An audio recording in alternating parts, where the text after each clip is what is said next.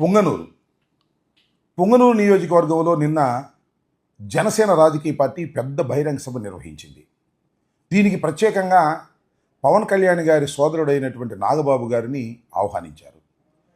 పొంగనూరు అంటే పెద్దిరెడ్డి రామచంద్రారెడ్డి గారు గెలిచినటువంటి నియోజకవర్గం, ఆయన సొంత నియోజకవర్గం.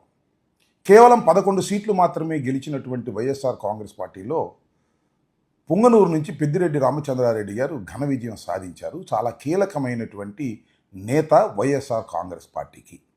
బహుశా జనసేన రాజకీయ పార్టీ పెద్దిరెడ్డి రామచంద్రారెడ్డి గారిని ఘాటుగా విమర్శించాలనే ఉద్దేశంతో ఈ బహిరంగ సభ నిర్వహించారని నేను భావిస్తున్నాను.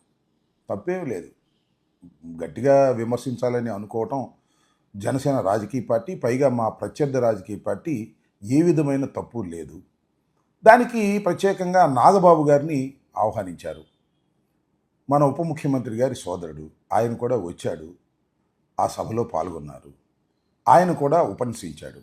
అయితే ఇక్కడ గమనించవలసినటువంటి అంశం ఏమిటంటే, ఆయన ఉపన్యాస ధోరణి మాత్రమే కించిత్ ప్రమాదకరంగా ఉందనే విషయాన్ని నేను చెప్పాలనే ఉద్దేశంతో మీ ముందుకు వచ్చాను. ఆయన ఉపన్యసించే ముందు ఆయన మాట్లాడినటువంటి మాటలు ఒక్కసారి మీరు చూసి. కూటమి ప్రభుత్వం వచ్చి 7 నెలలు అయింది, ఇంకా అది చేయలేదు,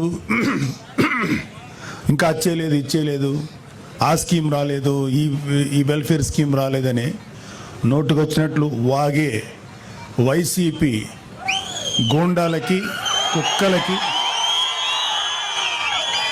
వైసీపీ సన్నాసులకి ఒక విషయం చూశారు కదా, ఎంత అహంకారపూరితమైనటువంటి మాటలు నాగబాబు గారు మాట్లాడుతున్నారు. నాగబాబు గారు అంటే కేవలం పవన్ కళ్యాణ్ గారి సోదరుడే కాదు, జనసేన పార్టీని ఆల్మోస్ట్ ఆల్ నడుపుతున్నటువంటి వ్యక్తి.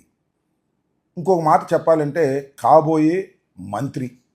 ఆయన మంత్రిగా చేయబోతున్నాను అని సాక్షాత్తు ముఖ్యమంత్రి గారే లిఖితపూర్వకంగా ఆయన కమిట్ అయ్యాడు. కమిట్ అయ్యి చాలా రోజులు అయింది అనుకోండి, అది వేరే విషయం. కానీ భారత రాజకీయాల్లో ఎక్కడా కూడా లిఖితపూర్వకంగా త్వరలో ఈయన్ని మేము క్యాబినెట్లోకి తీసుకుంటున్నాము అని లిఖితపూర్వకంగా హామీ ఇచ్చినటువంటి సందర్భాలే లేవు. మరి